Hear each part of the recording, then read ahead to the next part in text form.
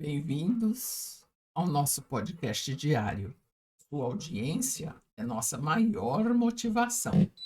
Maria, sob os convites de Jesus, nos leva a que nós reflitamos sobre uma conversa que, de certa forma, é comum entre as pessoas que dividem as afirmações, ah, ficando então alguma dúvida e perguntando exatamente se os espíritos desencarnados, se eles sofrem. E sabemos pelos estudos que o corpo físico é instrumento da dor. E a ciência demonstra que toda alteração ou destruição do elemento nervoso acarreta distúrbios e mesmo a supressão das manifestações intelectuais motoras. A destruição de certas partes do cérebro determina a perda da palavra articulada, da escrita, da paralisia, da audição, conforme a parte do encéfalo que foi lesada. Essa posição científica, ah, de forma alguma, visa que entremos em contradição ou polêmica, ela traz raciocínios, estudos que demonstram que há possibilidade de haver pensamento sem o cérebro.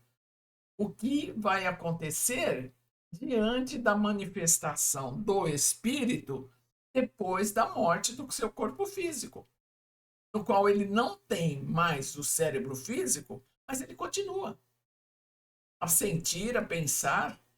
E aí, como que a gente vai explicar e entender isso? Conhecendo a existência do perispírito, qualquer modificação na substância, no corpo físico, produz alterações nas exteriorizações perispirituais. Alma e perispírito constituem um todo indissolúvel, uma dualidade na qual só a alma é inteligente, só a alma sente e quer. Ela é a sede dos estados conscienciais passados, lembranças, fixações, memória, capaz de raciocinar, imaginar, comparar, deduzir.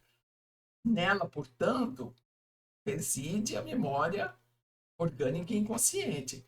Então, essas reflexões assim são assim muito interessantes e aprofundadas na Revista Espírita do ano de 1858, mês de dezembro, no qual o Espírito São Luís relata o sofrimento de um companheiro que era riquíssimo, mas vivia miseravelmente.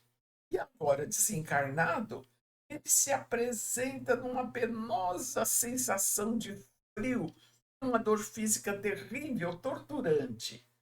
Então, a análise leva a que São Luís reflita quando um agente externo impressiona os sentidos e produz alteração no sensório, que é conhecida por sensação.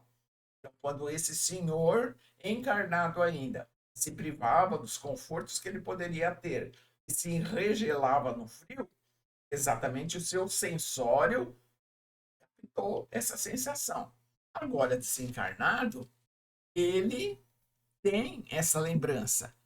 E nesse momento, então, a alma toma conhecimento ou não da alteração sobrevida no organismo e ele se impregna da sensação que ele conheceu quando estava encarnado.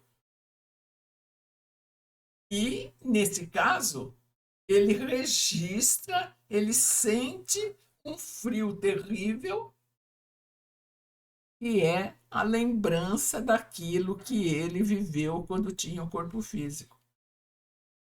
Então, a lembrança é uma dor terrível, mas não é uma sensação física, porque ele não tem mais o corpo físico. Então, o senhor que nós estamos estudando, ele não tinha condição de enregelar-se, de congelar, mas o cérebro perispiritual dele guardava as impressões dos sofrimentos que ele próprio se infligira quando encarnado. E esse quadro é natural, é impressionante, principalmente nas mortes em geral, mas principalmente nas mortes dos suicidas, dos supliciados, nas mortes trágicas daqueles que se absorvem pelos vícios, pelos prazeres materiais e tantos outros apegos aos seus domínios, aos seus bens, onde sente realmente toda uma dor, todo um sofrimento, toda uma preocupação em relação àquilo que não quer deixar de forma nenhuma. Então, entender-se que quando um espírito se apresenta falando dos seus sofrimentos, para ele a dor não é física, mas é real, porque ele está materializando as lembranças, geralmente penosas. Então, é importante nós conhecermos e diferenciarmos essas situações, porque é o espírito que nós precisamos ter respeito para o momento em que ele se apresenta, ou em sofrimento, com sede, fome, queimando ou afogando-se. É real, é verdadeiro. O espírito está vivendo a sensação experimentada, exteriorizada nessa percepção que o espírito armazenou, guardou.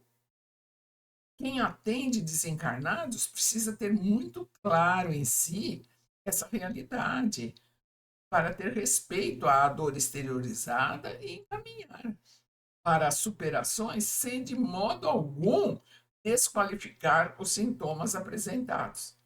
Tipo, imagina, você já morreu, você não sente dor, você não está com fome. Jamais. Lembrar que naquele momento, essa é a realidade daquele espírito.